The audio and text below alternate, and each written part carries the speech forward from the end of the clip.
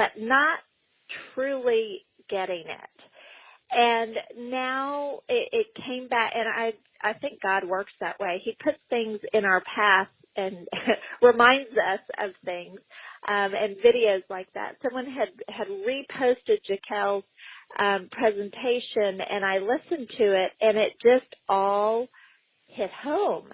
And one of the things that she started out her presentation with, because she's a graphic artist and she's into marketing, that she started her presentation with the premise that in the United States we have bought this marketing lie, and that through education reform we have been deceived into looking at our children as commodities for the workforce. We want our kids to go to school so they can get a good education and get a good job someday. But when you look at education through the eyes of the workforce model of education, she states in her presentation, parents begin to look at their children and agree that their children are a commodity versus a blessing. And that really hit home to me. And so when you exposed what we're going to talk about tonight, I believe that it is a whole nother marketing lie, and that what you expose in your work at Common Core Diva in connecting all of these dots between the Every Student Succeeds Act, the Workforce Innovation and Opportunity Act, and the Higher Education Act, that we have bought into another lie about career tech education, and that this, what we're going to talk about tonight, this XQ project, it really is about marketing and lights and making things look shiny and good and new, and they are not. Am I correct on this? That so much of what we're seeing is a marketing lie? Well, absolutely it is, and I'll give you something else to add to this.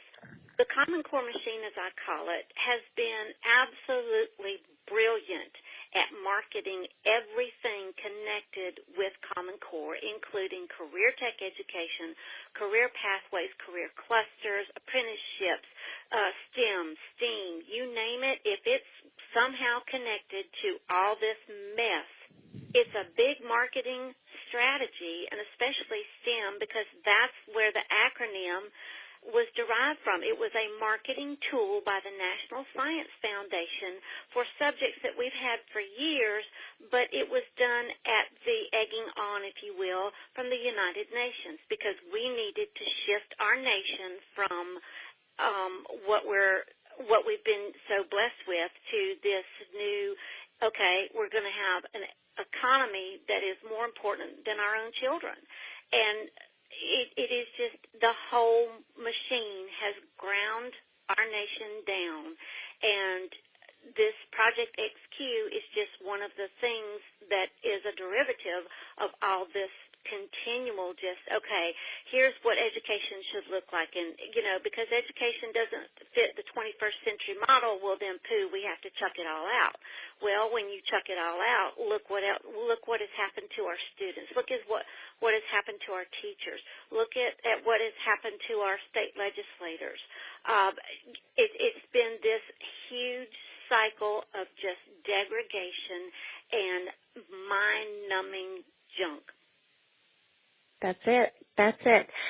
Well, let's start, and I want folks to know, and all the links are in the announcement about this call tonight, so you can find the links there, and then I'll be posting on Facebook as we're talking tonight the links to Lynn's articles.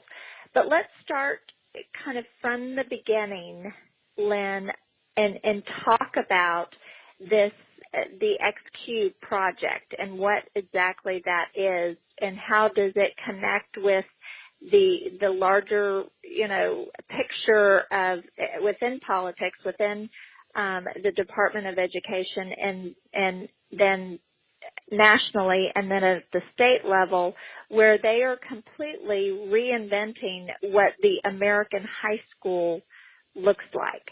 Can you talk a little bit about this XQ project? Sure. Okay. Now, normally what we've seen, Alice, when we have some of these different initiatives or projects or whatever, there's some sort of meaning behind whatever acronym they come up with. For example, ESSA, we know is Every Student Succeeds Act. I've not ever been able to find what the X and the Q stand for, so if anyone ever finds out what it is, if you would let me know, that would be one of those just things that sticks in my head going, now what does this really mean? Because, there's always some sort of name behind everything that's done in the name of education reform and supposed student success. But the way that I found out about this particular project was back in 2015 as well.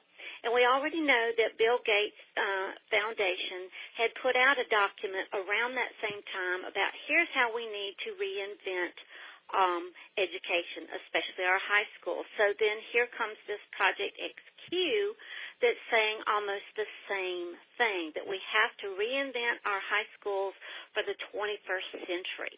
Now, one of the biggest backers for this particular phrase, if you will, reinventing our high schools, didn't just come from the Gates, didn't just come from Project XQ, but it also came from the Association for Career and Technical Education, published back in 2006. So we've been, as with everything we've seen in Common Core, what we're now seeing has actually been in the works for years. It's just we're now starting to see how it's coming into fruition, if you will. So Project XQ is backed mainly by Lauren Powell Jobs, and if you don't recognize her name, you would recognize her husband's name, and that was Steve Jobs, and of course she is his widow, and that's with Apple Computers. So the reason that she got into this was because she has been working with another group called the Emerson Collective, and that is a group that she is also the co-founder of, and that particular group was to be the philanthropic arm for the Apple fortune, because she had been raked over the coals about, Steve Jobs had all this money and you're not giving back to the community and blah, blah, blah, blah, blah.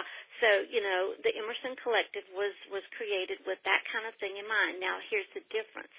Unlike Bill Gates, where we can go in and look at his particular grants, with the project, with the Emerson Collective, it is an LLC. So therefore, any sunshine law is not going to work. So we can't tell where the money goes with the Emerson Collective, but it did fund this one thing that we do know, and that is the Project XQ. So that's how all that works in. Now, the way it works into politics and legislation and all those sorts of things is because the Emerson Collective is an LLC, they can make political campaign donations, and they can help influence things from a legislative end as well. Of course, we know there are so many of the different entities in the Common Core machine that are tied to this, Alice, that, they do it as well. So it's some of your same groups that are involved in not only the Project XQ, but the Emerson Collective, and anything that goes between the two of them. I will tell you that Lauren Powell Jobs also started, and this was back in 1997, what's known as College Track. Now, on the board of directors is, let me get to that particular link, and I just found that this afternoon. Let's see, of the most notable names that most people are going to know who sit on this College Track board will be, of course, Lauren Powell Jobs, and then Will I Am, the famous singer. Now, the reason that you want to look at him is because, if you'll remember, Alice, a few months ago, there was a very disturbing video that was put out on YouTube, and it was called The Thinning, and it was all about the highest stakes assessments, if you will.